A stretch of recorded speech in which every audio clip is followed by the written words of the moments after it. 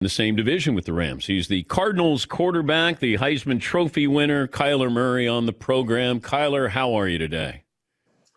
I'm doing good. How are you? I'm doing spectacular. We're off to a good start here. So it was, yes, sir. It was 2 years ago today. Let's knock this out. When you came on the set and you hadn't decided baseball or football, at least publicly.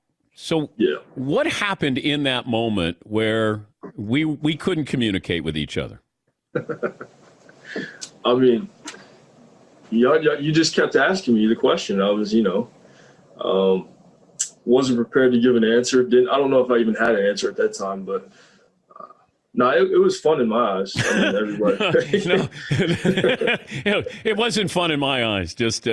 Well, I wanted to help you. I was trying to help you because I knew what the reaction was going to be, and I just didn't want it to come back where schools were or teams were going to go, well, did you see what happened on the Dan Patrick show?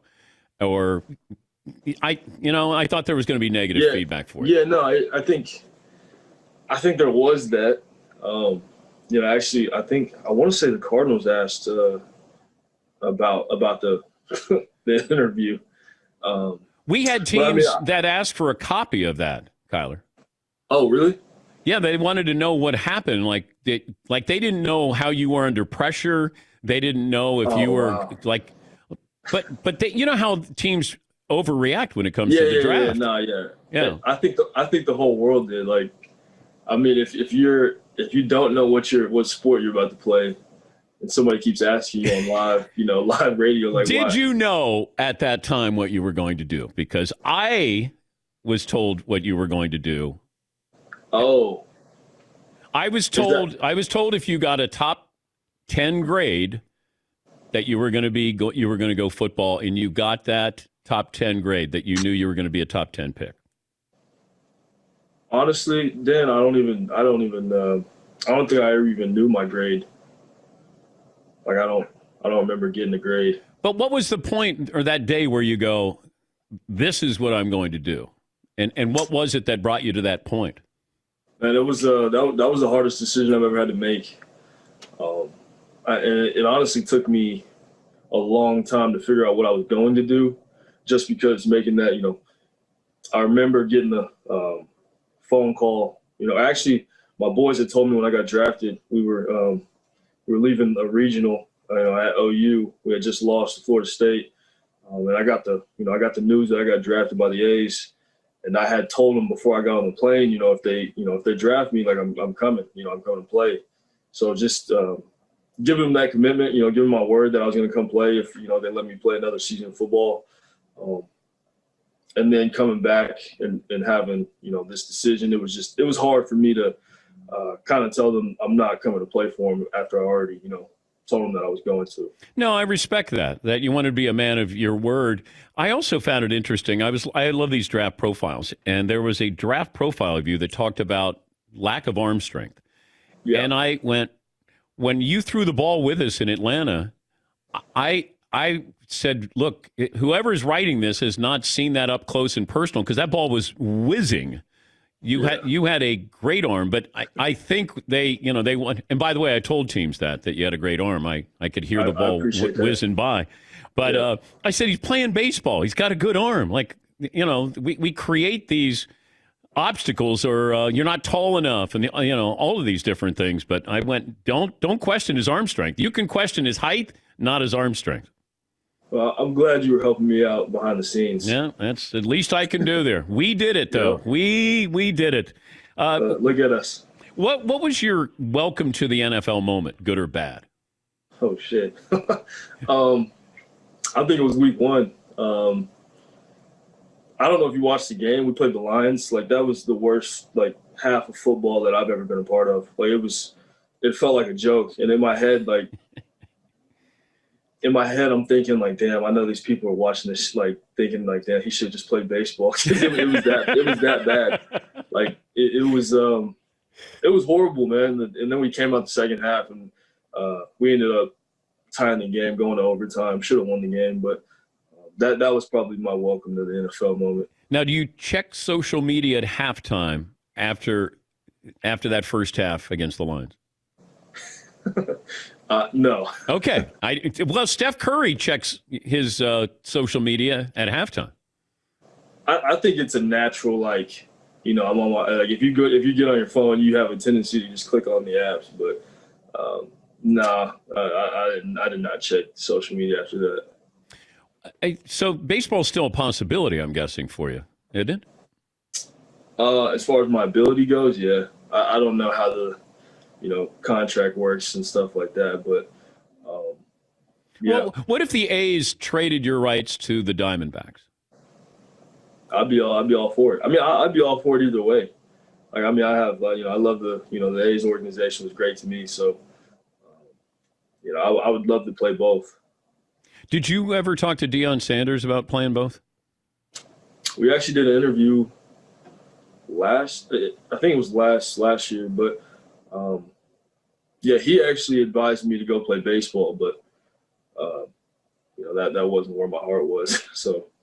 Yeah, and that's got to be interesting that you feel like you might be more successful, or people think you might be more successful in baseball, but it came back to them doubting you and go, well, what we saw that 1 year at Oklahoma, is that real, and does that translate into the NFL? And like, how do you answer those people when you were too small? Can you hold up? Whatever it might be, can you see over your lineman? Yeah. Well, a lot of those questions are like that. The see over lineman questions. I don't, like I said, no quarterback my height, Drew Brees, like Michael Vick, Russell. Nobody can see over guys that are 6'5". But to the people that say, yeah, you should have gone and play baseball. Baseball, I don't think they understand how difficult the game of baseball is. Like, especially to play at that level. When you got to go through minor leagues and stuff like that. It's a grind. It's taxing on the body. You play every day, so it's not easy. It's a lot on the mental. But for me, I think that I trust my ability, and football has always kind of been my my love. Well, yeah, since high school, you've been very successful at it. The Heisman campaign. When you're in the car with Tebow, now are you guys in the car at the same time when you're shooting that commercial? No, due to COVID and stuff like that, I had to be in the car by myself. Okay. You fooled us because it was very good. Now, there's one moment where Tebow is ready to ask you something, and you said, don't ask that. Is that baseball? Was the question about baseball? No, it wasn't about baseball. Well, that's what I thought, that he's ready to ask you all these questions, and you're like, you can read his mind. You're like, no, don't ask that question. I thought that it was. Oh, okay. So I thought that might have been part of the script there. So I see that you have your Snickers hardware on there. Is that one of a kind, or? I believe so, man. I feel really special to be able to wear this and be the season's Hungriest Player of the Year. So like I said, it's an honor. There's a lot of great players this year that had great weeks of football. I was surprised that I got to bring this one home, but it's a good deal. I get to donate it off to first responders in Arizona, so I'm glad it's around my neck. You couldn't wear that during the game. No, it would weigh me down. It would slow me down. What's your plans for the offseason? Man, I got hurt the last game of the season, so getting my ankle right, and then hit the ground running like I always do. Just working out, trying to get better. Surgery? Oh no surgery. No. Have you had surgery? I had a sports hernia like when I was a little kid. I think I was like 7 or 8. Other than that, no.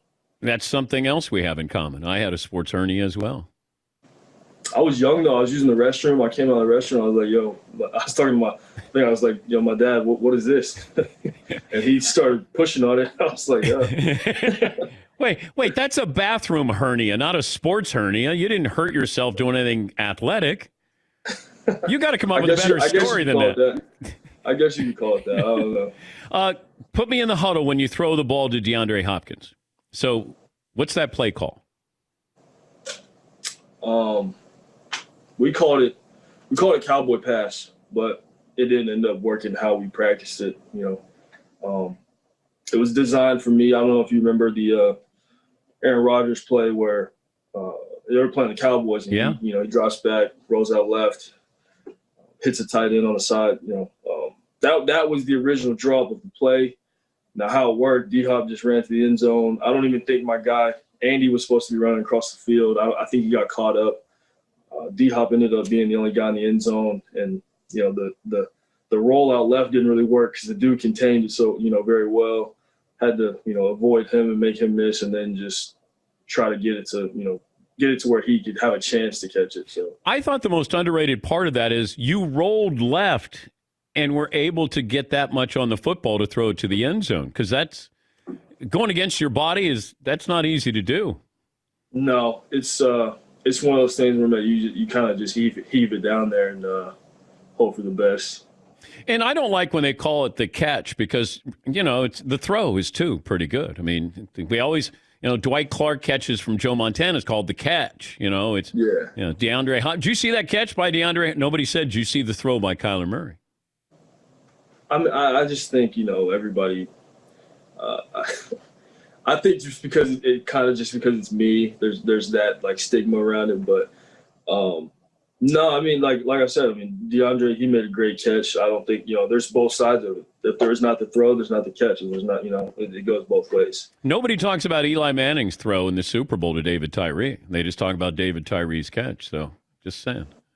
He couldn't catch it if he didn't throw it. Yeah, there you go. I got your back here. All right. Hey, we've moved on. We're back. You and I, same page now. Next time I see you, Super Bowl. I'm going to give you a hug. I'll give you a hug. Whoa. I'm going to bring the Snickers. And, hey, congrats. I've been a big fan of yours. Even after what happened 2 years ago, you're still a great player, and I'm happy for your success there. So thanks for being a good sport. And yes, sir. Tell your dad I said hello. I will. Thank you. Thank you, Kyler. That's Kyler Murray joining us on behalf of Snickers, the hungriest player of the year for the 2020 NFL season. Yes, Paulie. We are back. We are. We are on the same page now. Yes. Your pal, he's going to give you a hug the next time he sees you. This is good. This is a good thing. I would like the Snickers chain, I think. I don't need a hug. I'll take Snickers there. All right, we moved on. Yeah, has sense of humor about it. Good. Yeah, see. Yeah, I like it. He's pretty goofy, Yeah, I think he's got that in there. I just didn't know that he was that confused about what he was going to do and couldn't say something that couched that. Just to say, look, I'm thinking of both, or, I haven't made up my mind, and I truly haven't. I'm 21 years of age, and, we're trying to figure this out. But, hey, once I know, then I'll let everybody else know. Yes, Paul. I hate to bring this up, but do the Diamondbacks broach him about playing some baseball, or does the quarterback position prevent Kyler Murray from dipping his toe into baseball? Because if he's a defensive back like Brian Jordan, he's the quarterback. You've always said the quarterback can't play two sports. Yeah, he can't. No. I think that after he gets a couple of years under his belt, then maybe you're able to go to spring training like Russell Wilson did. And if the Diamondbacks there, you could go to spring training with them, maybe work out a little bit, have a little bit of fun, give the Diamondbacks a little bit of publicity. But whenever the quarterback does something like this in the offseason, then we wonder about what your commitment is, whether it's true or not. Remember when Tony Romo went to Mexico with Jessica Simpson and they were on a bye week? And then all of a sudden you go, let's see, his mind's not on football. And, but that's Shaq every offseason. Shaq would be doing an album or a movie, and then people say, you should be working on your free throws. Okay.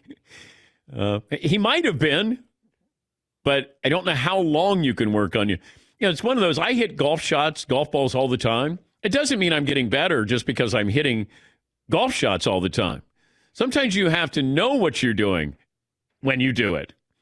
Like if Shaq continues to shoot free throws the way he shoots free throws, he's not going to get any better. He needed to change his routine, his form.